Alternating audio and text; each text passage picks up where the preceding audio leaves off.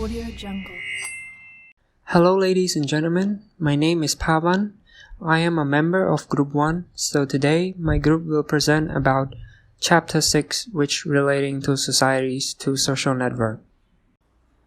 So before we start, I would like to introduce you to our content of today's topic. We are going to talk about societies and their transformation, such as hunting and gathering societies, pastoral horticultural societies, agricultural societies, and post-industrial societies. Besides that, we are also going to talk about group-within societies, which include primary groups, secondary groups, in-groups, out-groups, and reference groups. Let's move on to the first point of societies and their transformation, which is hunting and gathering societies. So before we start, you might wonder what is hunting and gathering. So hunting means the activities of hunting wild animal or searching for something, and gathering means the activity of harvesting or collecting crops or plant. So hunting and gathering society is the group of people who depend on the hunting and gathering for its survival. All humans were practicing hunting and gathering about 12,000 years ago. For example, in the society of hunting and gathering men were hunting large animals and women foraging for wild vegetation and other nutrients like honey. Before hunting and gathering culture exists, people rely on the practice of scavenging or finding an animal remain that left behind by the predators. In order to find food they needed to survive, hunting and gathering lifestyle needed a large area of land between 7 and 500 square miles. Hunters-gatherers group tended to range in size from an extended family to a larger band of no more than 100 people. In hunting and gathering societies, it seems that people will lack of physicians in their community, which result in a lot of death because of disease. In addition, children have only about 50-50 chance of surviving to adulthood due to the disease, drought, and pestilence. As recently as 1500 AD, there were still hunters and gatherers in parts of Europe and throughout the Americas. Over the last 500 years, the populations of hunter-gatherers has declined dramatically. Today, very few exist, with the Hadza people of Tanzania being one of the last group to live in these traditions. So let's move on to the second point of societies and their transformation, which is historical and pastoral societies. Horticultural society is a society based on cultivating plants by the use of hand tools. Horticultural societies developed around 7000 BCE in the Middle East and gradually spread west through Europe and Africa and east through Asia. The simplest used tools such as axes, which people use to clear forests, wooden stick, and metal shaders for digging, and often produce an excess of food by the use of hand tools that allow them to trade with other societies, and also to have more members than hunting and gathering societies. Horticultural societies were similar to hunter-gatherers in that they largely depend on the environmental for survival. But since they didn't have to abandon their location to follow resources, they were able to start permanent settlement. This created more stability and more material goods and became the basis for the first revolution in human survival. In horticultural societies, wealth stems from the amount of land a family owns, and families with more land are wealthier and more powerful. Because women are at the center of work and survival in horticultural societies, they are highly valuable to men. For this reason, polygyny, when a husband has multiple wives, is common. Pastoral societies is a society based on the pasturing of animals. This society happened around 10,000 years ago and then developed in regions where low rainfall made it impractical to build life around growing crops. Unlike earlier hunters-gatherers who depend entirely on existing resources to stay alive, pastoral groups were able to breed livestock for food, clothing, and transportation, and they created a surplus of goods. Herding or pastoral societies remained nomadic because they were forced to follow their animal to fresh feeding grounds. Around the time that pastoral society emerged, specialized occupation began to develop, and societies commenced trading with local groups. In pastoral societies, wealth stemmed from the number of animals a family owns, and families with more animals are wealthier and more powerful than families with fewer animals. Horticultural and pastoral grew larger because of more dependable food supply supported more people. Horticultural and pastoral societies are larger than hunting and gathering societies. Both types of societies are wealthier than hunting and gathering societies, and they also have more inequalities and greater conflict than hunting and gathering societies. Accompanying the greater complexity and wealth of horticultural and pastoral society is greater inequality in terms of gender and wealth than is found in hunting and gathering societies. One other side effect of the greater wealth of horticultural and pastoral society is greater conflict. In horticultural and pastoral society, however, wealth leads to disputes and even fighting over lands and animals. Whereas hunting and gathering people tend to be very peaceful, horticultural and pastoral peoples tend to be more aggressive. For instance, some families acquired more goods than others, and this leads to feuds and war for groups that possess animal, lands, jewelry, crops, and other mineral goods to fight about. Continue from part 1, now let's move on to another part, which I will be presenting to you about agricultural society. So, what is agricultural society? The answer is, it is the second social revolution, which the production of food based on using plow and domestic animals. In that society, the focus was on farming alone, even though they had steady income through skill development and training. Agricultural society was found in various places around the world and recorded to be existed around 10,000 years ago and keep on surviving today. Let's have a look into characteristics of agricultural society. There are 3 characteristics of agricultural society. First of all is sedentism, which refers to living in a particular place for a long time. People in that society had to settle down and cultivate land to grow their crop. As a result, land ownership and preservation existed during that time. Secondly, farming became possible and profitable. Farmers learned to reuse their waste and grow quality crops grown on their field through their experience and skill development, which led to better harvests and bigger surpluses of food.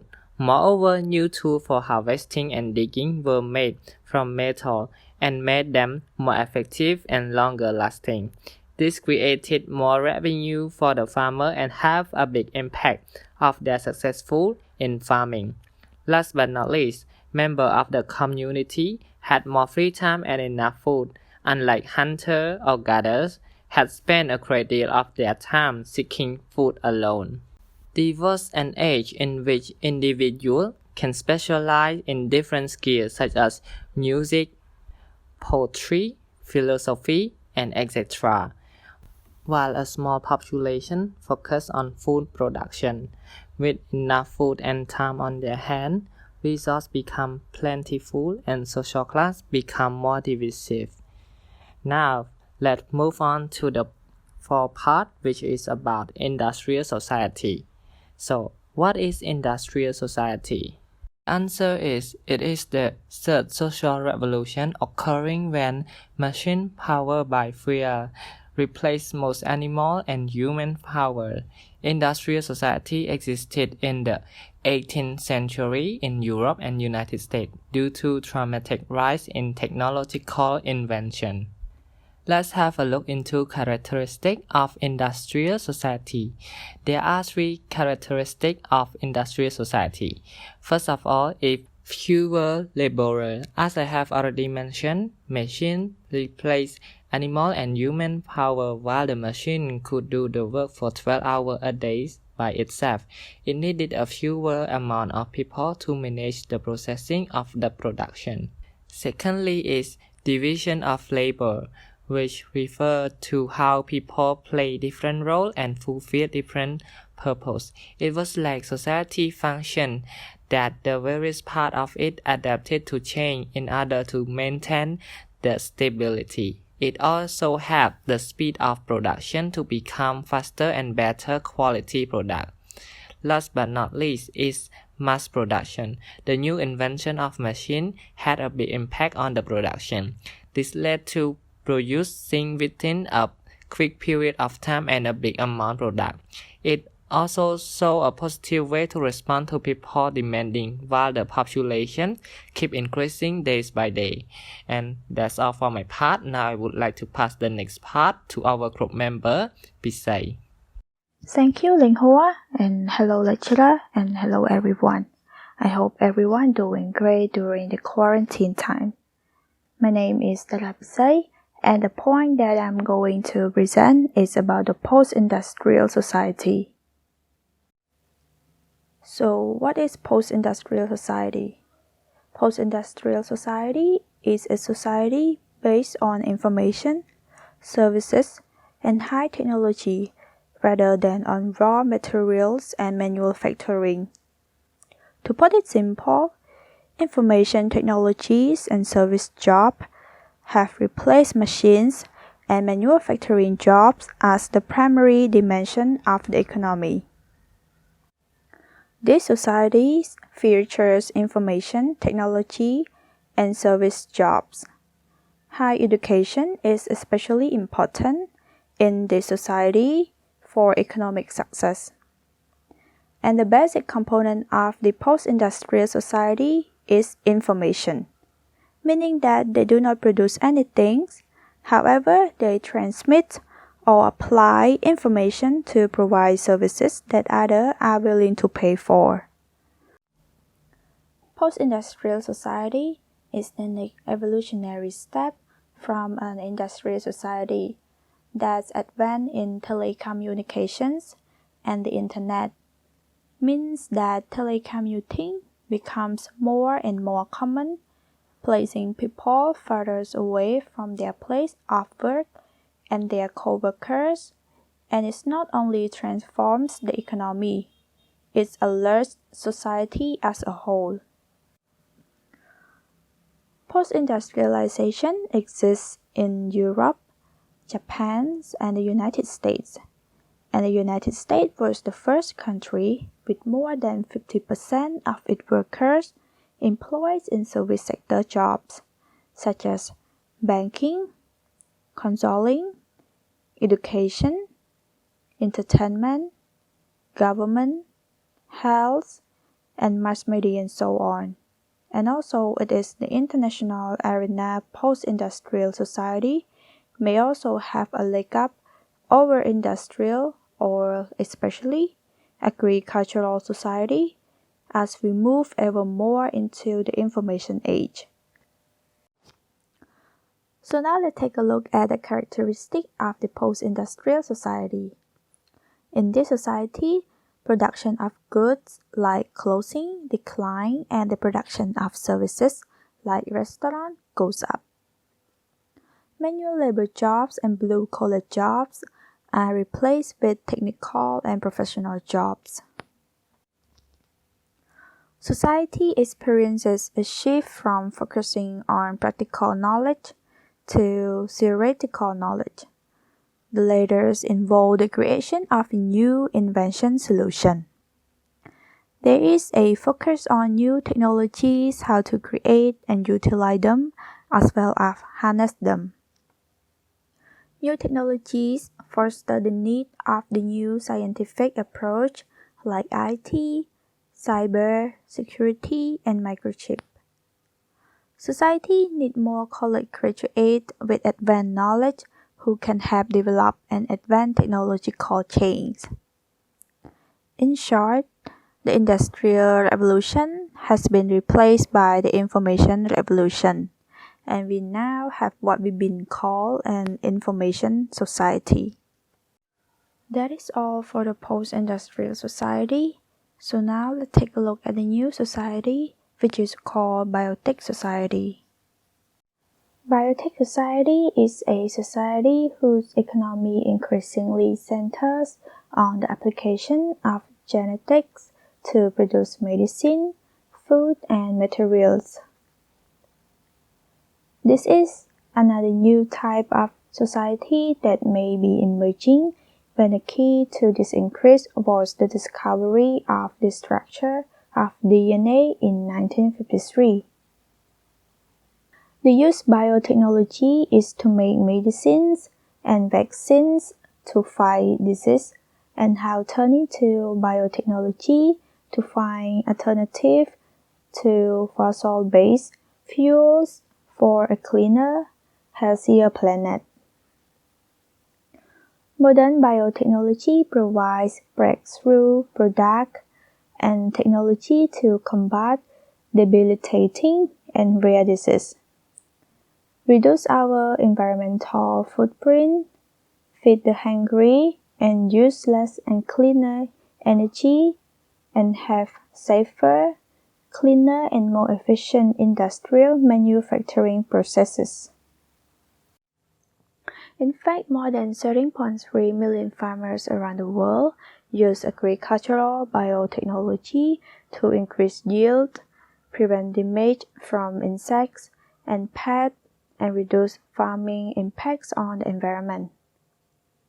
Growing biotech crops can also help lower the cost of the production, cutting back on expenses like fuel, water, and herbicides.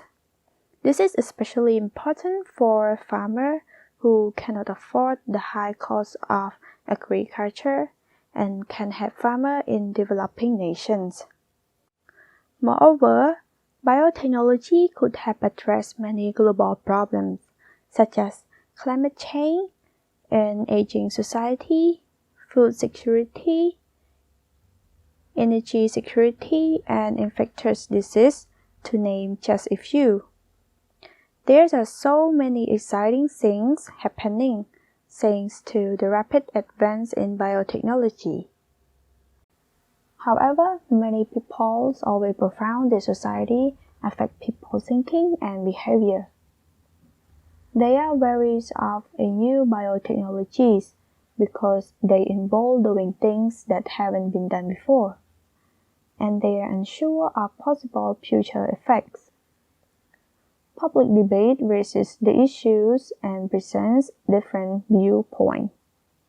This can help people make informed decisions and also influence government organizations that control new research and development, due to the fact that biotechnology can also be employed to degrade toxic or harmful chemicals and agents to solve environmental problems. Like all technology, biotechnology offers the potential of enormous benefit, but also potential risks. To sum up, societies are classified according to their development and use of technology. For most of human history, people live in pre-industrial societies characterized by limited technology and low production of goods. After the Industrial Revolution, many societies based their economy around mechanized labor, leading to greater profit and a trend toward greater social mobility. At the turn of the new millennium, a new type of society emerged. This post-industrial, or information, society is built on digital technology and non-material goods. Next, after knowing the transformations of societies, let's move on to the types of groups within them. All societies are made up of many different types of groups. Other kinds are heavily involved in individualized. Before moving on to each types of groups one by one, let's take a look at small fractional types of group that are called aggregates and categories.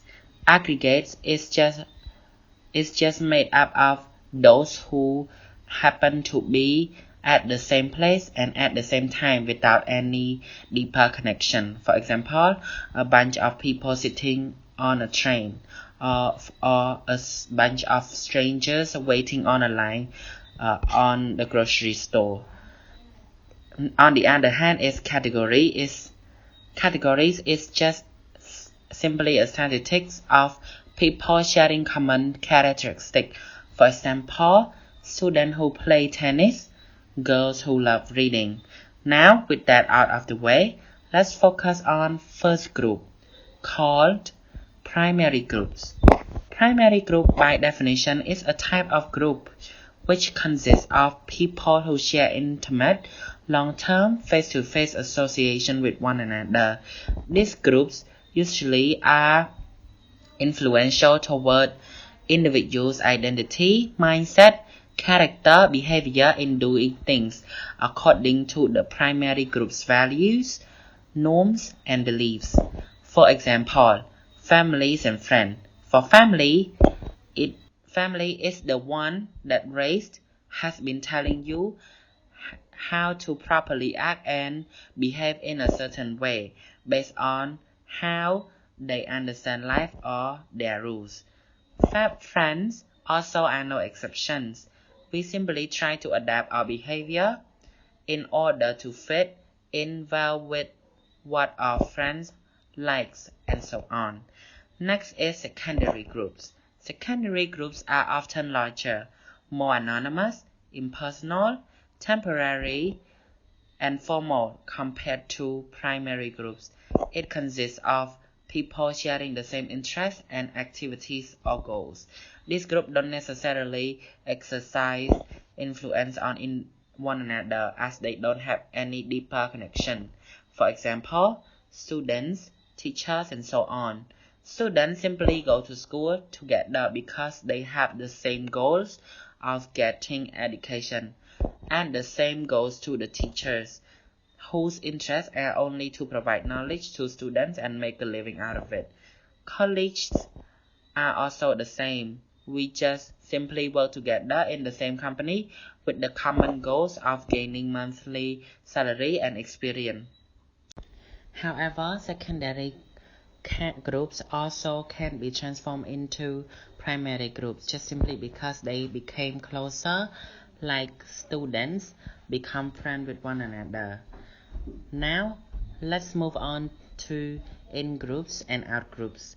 In-groups is a group that we feel loyal to, while out-groups, on the other hand, is a group we feel antagonized to. To elaborate, people are likely to make less judgment when it comes to their in-group's members misbehaving, while being more critical toward the outsider or out-group. For example, if your friend make a mistake or something, you would be more forgiving and accepting toward her. And if your enemy made the same mistake, you would be more inclined to not forgive and might lead to retaliation depending on the situation. In the US, according to NAACP, African American is 5 times more likely to be incarcerated or imprisoned than a white person. And this just shows how the system of US treat different group or black community more harshly than the white people, which considered their in-groups. Now, after knowing all these 3 types of groups, let's move on to social reference group that will be presented by Visnay. Now let's talk about reference groups. What is reference group? A reference group is a collection of people that we use as a standard of comparison for ourselves, regardless of whether we are part of that group.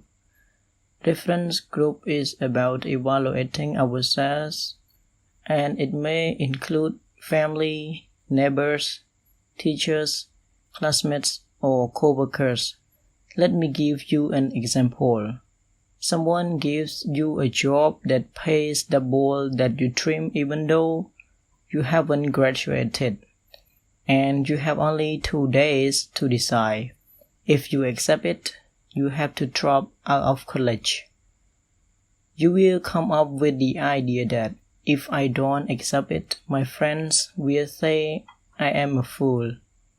But if I drop out of college, my parents will go crazy because they have sacrificed a lot for me.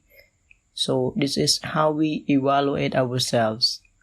Reference groups have 2 types, which are positive and negative reference groups. Positive reference groups. These are the ones we want to be accepted by. Thus, if we want to be a film actor, we might carefully observe and imitate the behavior of film actors. These are the groups, collectivities of people that provide the person with a guide to action by explicitly setting norms and exposing values. Negative reference groups. These groups we do not want to be identified with also serve as sources of self-evaluation. A person might, for example, try to avoid resembling members of a particular religious group or a circus group, a group rejected by in opposition to ego's own group. It is the enemy or the negative group. Social networks. Social network refers to people who are linked to one another. Your social network includes your family, friends, people at work and school, even friends of friends and acquaintances. Social network is like a spider's web, and you are at the center with lines extending outward, gradually encompassing more and more people. Social network contains cliff and the small world phenomenon. A cliff is a small selected group of people that have a lot in common and feel connected to one another. For example, 6 women who didn't know one another ended up working together on a project, and then they get along well, so they begin to sit together. Eventually, they plan a party at one of their homes. The small world phenomenon. 2 individuals in the network are likely to be connected through a short sequence of intermediate acquaintances. The idea was popularized by Milgram, who performed a well-known experiment involving letter delivery between strangers in different regions of the United States, using only local knowledge of immediate acquaintances. Each participant was asked to forward the letter to a well-known acquaintance selected to bring it closer to the ultimate destination. The experiment showed that short paths between 5 and 6 in Milgram's experiment exist in large social networks, and that using only local information, individuals can find these paths. A new group. Electronic communities. Electronic communities are individuals who regularly interact with one another on the internet and who think of themselves as belonging together. People meet online to talk about almost conceivable topics, and some online encounters in chat rooms, Facebook, LinkedIn, and Twitter meet our definition of group. People who interact with one another and who think of themselves as belonging together. Thank you so much, everyone. And that is all for our presentation. And here's the reference list and information that we got. Thank you, everyone, for your participation. And if you have any question, please comment down below, and we will respond as soon as possible. Thank you everyone. Have a nice day. Goodbye.